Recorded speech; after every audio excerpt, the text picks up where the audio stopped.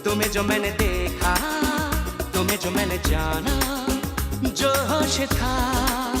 एक ऐसे गायक जिन्होंने 90 के दशक में बैक टू बैक सुपरहिट गानों की झड़ी लगा दी और उस दौर के यंगस्टर्स को अपना दीवाना बना दिया। तुम दिल की धड़कन में रहते हो। सिंगिंग के साथ ही इनके कंपोज किए म्यूजिक ने भी दिलों को ठंडक पहुंचाने का काम किया, जिसका खुमार लोगों के सर चढ़कर बोलने लगा।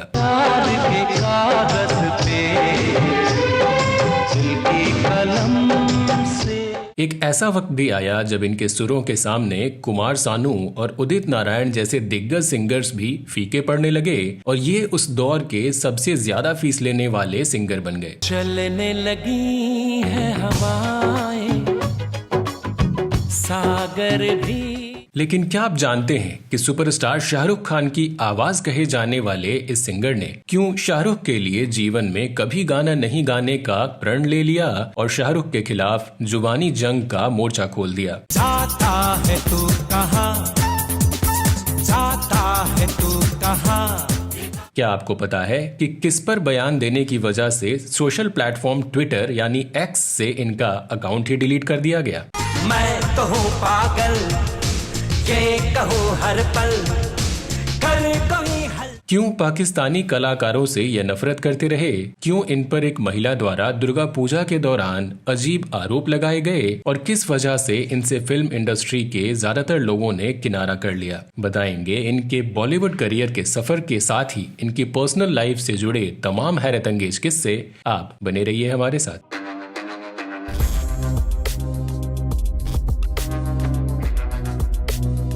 दोस्तों, आज हम बात कर रहे हैं अपनी मेलोडियस आवाज से बॉलीवुड हीरोज को स्टार बनाने वाले सिंगर अभिजीत भट्टाचार्य की। सुनो ना सुनो ना, सुन लो ना, हम सफर मुझे। अपने 2 दशक से लंबे करियर के दौरान अभिजीत ने 1000 फिल्मों में 18 भाषाओं में 6000 से भी ज्यादा गाने गाए। स्टूडियो में गाने की सबसे लंबी रिकॉर्डिंग कर वर्ल्ड रिकॉर्ड भी बनाया और अपनी बेमिसाल गायकी के लिए ढेरों अवार्ड्स भी जीते। फिर कंट्रोवर्सीज का शिकार होकर बॉलीवुड से बाहर भी हो गए। तो इससे पहले कि इनके करियर और पर्सनल लाइफ के सभी पहलुओं से आपको रूबरू कराएं, सबसे पहले जानते हैं कि इन्होंने शुरुआत कहां से की और कैसे मिली इन्हें बॉलीवुड में एंट्री। रात में ख्वाब में वो मुझे सता रही है, रात में। अभिजीत भट्टाचार्य का जन्म 30 अक्टूबर 1958 को उत्तर प्रदेश के कानपुर जिले में हुआ। इनके पिता धीरेन्द्र नाथ भट्टाचार्य एक बिजनेसमैन थे और मां कमला देवी भट्टाचार्य हाउसवाइफ रहीं। बंगाली परिवार में जन्मे अभिजीत 4 भाई बहनों में सबसे छोटे थे। बचपन से ही इन्हें गायकी का शौक रहा और महज 13 साल की उम्र से ही इन्होंने स्टेज परफॉर्मेंस भी शुरू कर दिया। हालांकि इनके परिवार में सबका पढ़ाई लिखाई पर फोकस था, तो अभिजीत ने भी मन लगाकर अपनी पढ़ाई पूरी की। साल 1981 में कानपुर के क्राइस्ट चर्च कॉलेज से बीकॉम पूरा करने के बाद चार्टर्ड अकाउंटेंट की पढ़ाई के लिए ये मुंबई आ गए। मुंबई में पढ़ाई के साथ ही अपने सिंगिंग पैशन के कारण ये म्यूजिक डायरेक्टर्स के यहाँ भी चक्कर लगाते रहे। बताया जाता है कि 2 साल तक चक्कर लगाने के बाद म्यूजिक डायरेक्टर आर.डी. बर्मन ने इन्हें अपनी बंगाली फिल्म अपरूपा में गाने का मौका दिया। हालांकि अभिजीत को इससे कुछ खास पहचान नहीं मिल सकी।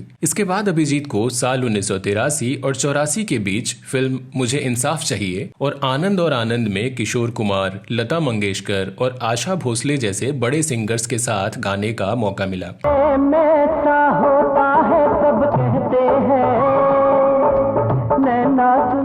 हालांकि ये फिल्में फ्लॉप हो गईं और अभिजीत का करियर रफ्तार पकड़ने से पहले ही थम गया। इसके बाद अभिजीत को लगभग अगले 7 साल तक संघर्ष करना पड़ा, लेकिन इन्होंने संगीत के प्रति अपने जुनून को बरकरार रखा। इस दौरान मुंबई में अपने खर्चों को पूरा करने के लिए क्लर्क से लेकर ये दूसरी तमाम छोटी मोटी नौकरियां भी करते रहे। हालांकि 7 साल बाद अभिजीत को एक बार फिर साल 1991 में आई फिल्म बागी के गाने से कम बैक करने का मौका मिला।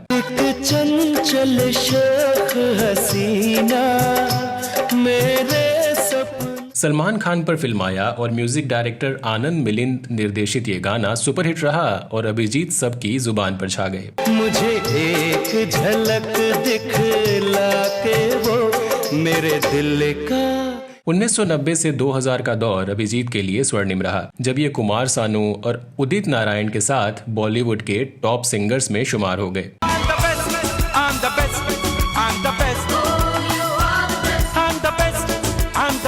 फिल्मों में गाने के साथ ही अभिजीत ने अपने करियर के दौरान कई एल्बम्स भी रिलीज किए, जिनमें से कुछ के गाने बेहद पॉपुलर हुए। 1990 के दशक की शुरुआत में ही इन्होंने मैं दीवाना हूँ और टपोरी नंबर 1 नाम के एल्बम रिलीज किए, जिसके गानों को खूब पसंद किया गया। मिलते ही उन पे दिल आ गया,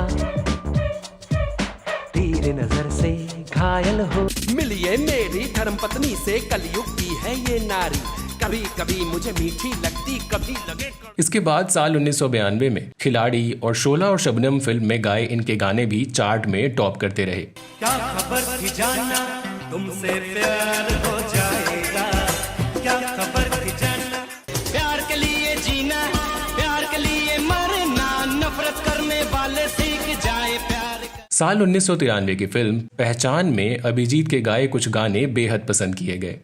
मेरे दिल में रहती है, मैं तेरे दिल में रहता। फिर 1994 की फिल्म ये दिल लगी का गाना ओले ओले तो जैसी सबकी जुबान पर चढ़ गया।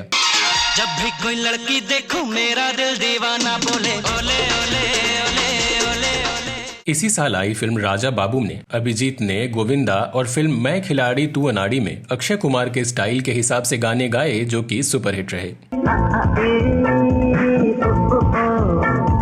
मेरा दिल ना तोड़ो, लड़की देखी मुंह से सीटी, बजे हाथ से ताली, साला आइला उपमा आएगा फौरी आले आले। साल का अंत इन्होंने शाहरुख खान की फिल्म अंजाम के गाने से किया, जो कि बेहद लोकप्रिय रहा। बड़ी मुश्किल है खोया मेरा दिल है, कोई उसे ढूंढ के लाए ना। इसके बाद साल 1995 में गोविंदा की फिल्म कूली नंबर 1 और टक्कर और शाहरुख खान की फिल्म दिल वाले दुल्हनिया ले जाएंगे में इन्होंने कई हिट गाने गाए। गोरिया चुराना मेरा जिया, गोरिया चुराना मेरा जिया, आती है तू कहाँ, जाने मन जाने जा। फिर साल 1996 में अभिजीत ने कई फिल्मों के गानों में अपनी आवाज से 4 चांद लगा दिए, जिनमें खिलाड़ियों का खिलाड़ी, कृष्णा, जंग, इंसाफ, रक्षक और फरेब जैसी फिल्में शामिल रहीं। कितना मुझे पता है, दिल में रखो गया है, ये तेरी आंखें झुकी झुकी, ये तेरा चेहरा खिला खिला, बड़ी किस्मत वाला। साल 1997 में अभिजीत के गाए जुड़वा फिल्म के गाने ने खूब लोकप्रियता हासिल की, तो फिल्म भाई, दानवीर और मिस्टर एंड मिसेस खिलाड़ी के गाने भी सुपरहिट रहे। टन टन टन टन टन तारा, चलती है कैनों से पारा, चमक रहेगा समोसे में आलू, तेरा रहूंगा ओ मेरे शालू। इसी साल इनकी दूसरी फिल्म जुदाई और यस बॉस के गानों ने तो सफलता के झंडे ही गाड़ दिए। हम मुझे प्यार हुआ अल्लाह मियां, हम मुझे प्यार हुआ अल्लाह मियां, मैं कोई ऐसा गीत गाऊं कि आरज़ू जगाऊं अगर तुम कहो। यस बॉस के लिए अभिजीत को बेस्ट प्लेबैक सिंगर के फिल्म फेयर अवार्ड से नवाजा गया, पर इनके काम को असल पहचान मिल सकी। चांद तारे साल 1998 में अभिजीत ने फिल्म कीमत और कुदरत के लिए गाने गाए, तो वहीं साल 1999 में इनकी फिल्म बादशाह के सभी गाने म्यूजिक चार्ट्स पर टॉप करते नजर आए।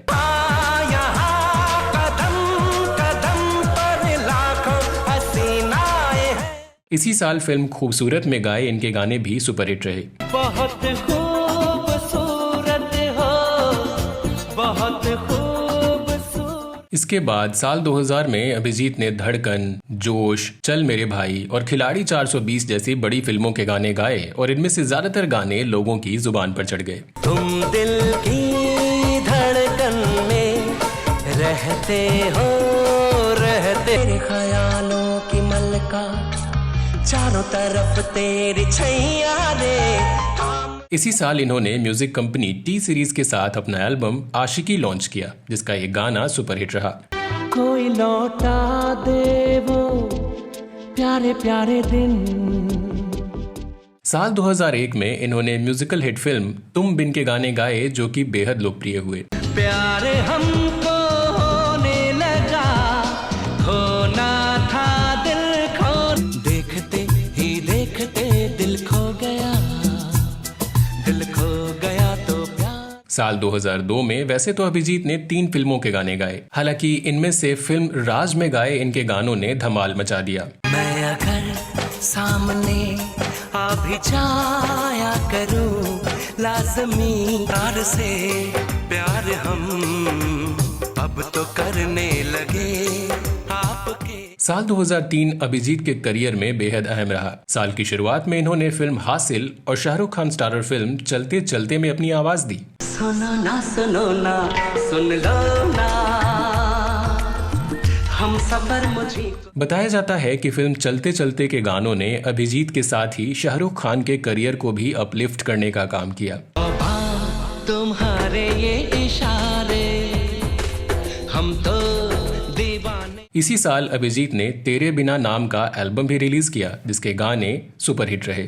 कभी मौसम हुआ रेशम, कहीं बारिश हुई, कभी यादों में आऊं, कभी ख्वाबों। इस एल्बम के लिए इन्हें MTV म्यूजिक एशिया के अवार्ड से भी सम्मानित किया गया। बजे जो बंसी थमा करो, प्रेम लीला किया करो, बजे जो बंसी थमा करो। फिर साल 2004 में भी इन्होंने शाहरुख खान की फिल्म मैं हूं ना के लिए गाने गाए और ये गाने भी सुपरहिट रहे। तुम्हें जो मैंने देखा, तुम्हें जो मैंने जाना, जो होश था। इसी साल गाया इनका फिल्म धूम का गाना दिल बरा भी हिट रहा। दिल बरा अपन की तू, अपन तेरा। इसके बाद साल 2005 में फिल्म बेवफा और दोस्ती और साल 2006 में फिल्म गैंगस्टर में गाए इनके सभी गाने खूब पसंद किए गए। इश्क छुपता नहीं, छुपाने से तेरा लम्हा लम्हा दूरी यूं पिघलती है, जाने के साथ। साल 2006 में ही इन्होंने एक और एल्बम लम्हे रिलीज किया, जिसे बेहद पसंद किया गया। मैं रहूं ना रहूं मेरी आभा। साल 2007 में फिल्म ओम शांति ओम में गाया इनका एक गाना भी सुपरहिट रहा। तेरा फूल सा है अंग, तेरे अंग में है रंग, तेरे रंग के मैं संग गोरी। इसके अलावा अभिजीत ने बंगाली पॉप एल्बम और टैगोर गीत एल्बम भी जारी किए, जो रविंद्र संगीत से प्रेरित रहे। कीजे होलो ताजानीना ए मोनेर। अपने 2 दशक के शानदार करियर में अभिजीत ने जहां उस दौर के सभी सुपरस्टार्स को अपनी आवाज दी, तो वहीं लगभग सभी म्यूजिक डायरेक्टर्स के साथ भी काम किया। हालांकि साल 2007 के बाद अभिजीत को हिंदी फिल्मों में काम मिलना कम हो गया। जहां 2008 में इन्हें किसी फिल्म में गाने का मौका नहीं मिला, तो वहीं साल 2009 के बाद इन्हें हर साल बड़ी मुश्किल से किसी एक हिंदी फिल्म में गाने का मौका मिल जाता। एक्सपर्ट्स मानते हैं कि अभिजीत अपने बड़बोलेपन और विवादित बयानों की वजह से धीरे धीरे सब के निशाने पर आने लगे और फिल्म इंडस्ट्री के लोगों ने इसी वजह से इनसे किनारा कर लिया। हालांकि इन बातों में कितनी कंट्रोवर्सी और कितनी सच्चाई रही, ये कहना मुश्किल है। बताया जाता है कि इनमें सबसे बड़ा विवाद शाहरुख खान को लेकर इनका स्टेटमेंट रहा, जिस वजह से इन्हें बॉलीवुड में काम मिलना लगभग बंद हो गया। दरअसल साल 2004 में आई शाहरुख खान की होम प्रोडक्शन फिल्म मैं हूं ना में फिल्म के लास्ट में डायरेक्टर से लेकर हेयर ड्रेसर और स्पॉट बॉय सभी कलाकारों को क्रेडिट दिया गया, लेकिन इसमें सिंगर्स को शामिल नहीं किया गया, जिससे अभिजीत को बेइज्जती महसूस हुई और इन्होंने मीडिया में आकर अपनी भड़ास निकाल दी। वी आर पार्ट ऑफ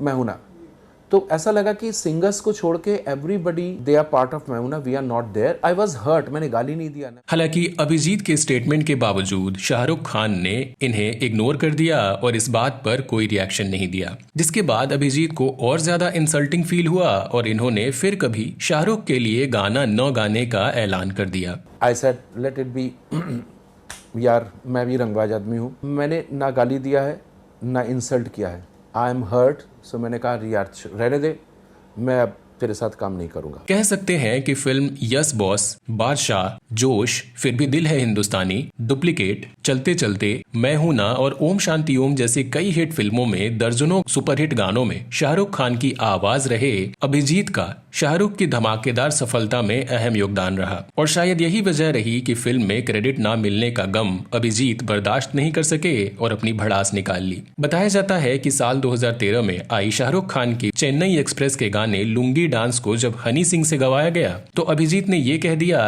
कि जब तक इन्होंने शाहरुख खान के लिए गाना गाया वो स्टार थे, बाद में वो लुंगी डांस करने लग गए। खैर, अभिजीत सिर्फ शाहरुख को लेकर विवादों में नहीं रहे, बल्कि इन्होंने बॉलीवुड के दबंग भाईजान से भी पंगा ले लिया। दरअसल साल 2018 में अभिजीत ने ये कह दिया कि सलमान खान अपनी फिल्मों में लगातार पाकिस्तानी सिंगर्स जैसे आतिफ असलम और राहत फतेह अली खान से गाने गवाते हैं। सलमान पाकिस्तानी गायकों का पक्ष लेते हैं, जिससे भारतीय गायकों को फिल्म इंडस्ट्री में काम मिलना कम हो गया है। अभिजीत के इस बयान से मीडिया से लेकर सोशल मीडिया पर अभिजीत और सलमान के फैंस के बीच खूब घमासान हुआ। हालांकि सलमान खान ने इस बारे में कुछ नहीं कहा और धीरे धीरे ये मामला ठंडा हो गया। इसके बाद इन्होंने सलमान से जुड़े एक और मामले में सिंगर अरिजीत सिंह को कायर कह दिया। अभिजीत ने कहा कि सलमान खान के बुरे व्यवहार के बावजूद अरिजीत सिंह नरमी क्यों दिखा रहे हैं और उनकी फिल्मों में खुद ही हमेशा के लिए गाने से इनकार क्यों नहीं कर देते।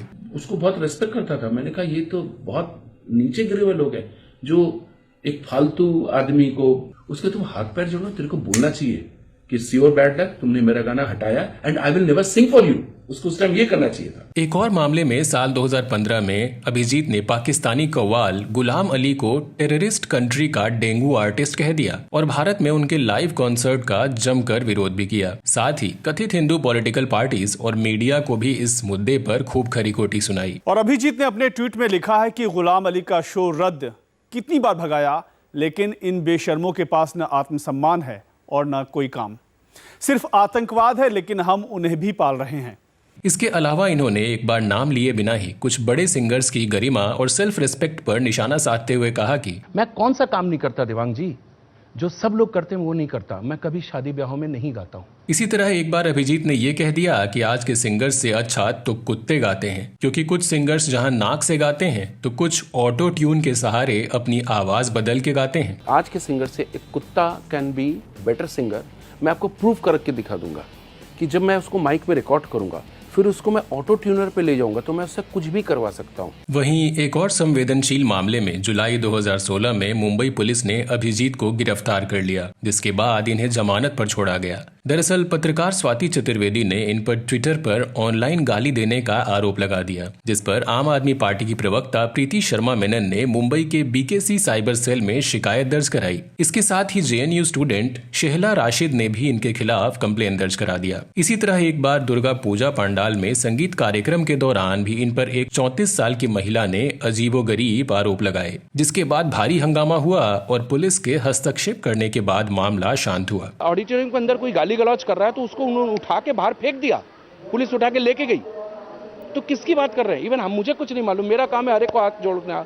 वहीं इन्होंने 23 मई 2017 को कथित तौर पर महिलाओं के खिलाफ कुछ ऐसे ट्वीट कर दिए जिससे ट्विटर कंपनी ने इनका अकाउंट ही डिलीट कर दिया। इसके बाद तो अभिजीत और बौखला गए और इसे खान्स, जौहर और भट्ट की राजनीति बताई। ट्विटर को प्रमोट करने वाले लोग हैं भट्ट, जौहर, SRK, कश्यप, ये आमिर खान, ये लोग ऐसे लोग हैं जो ट्विटर को इनकी वजह से ट्विटर ने इनको ऑलमोस्ट ब्रांड एम्बेसडर जैसा बनाया हुआ था। वहीं टीवी पर चल रहे रियलिटी शोज को लेकर भी अभिजीत ने कई बार विवादित बयान दिए और कहा कि सिर्फ चंद पैसों के लिए ये बड़े कलाकार ऐसे शो में जज बनते हैं। ये देश में सिंगर नहीं ढूंढते, बल्कि बच्चों के भीतर कलाकार को भी खत्म कर देते हैं। हालांकि अभिजीत खुद भी कुछ रियलिटी शोज में जज के तौर पर नजर आए थे, लेकिन बाद में शायद इनके रिबेलियन तेवर की वजह से ही ऐसे शोज में इन्हें बुलाना बंद कर दिया गया। बताया जाता है कि अपने करियर के दौरान अभिजीत को मुंबई के कई भाइयों से धमकी भी मिली। अबू सलेम का नाम लेते हुए इन्होंने खुद कहा कि वो किसी ठाकुर के नाम से इनसे फोन कर पैसे मांगता था।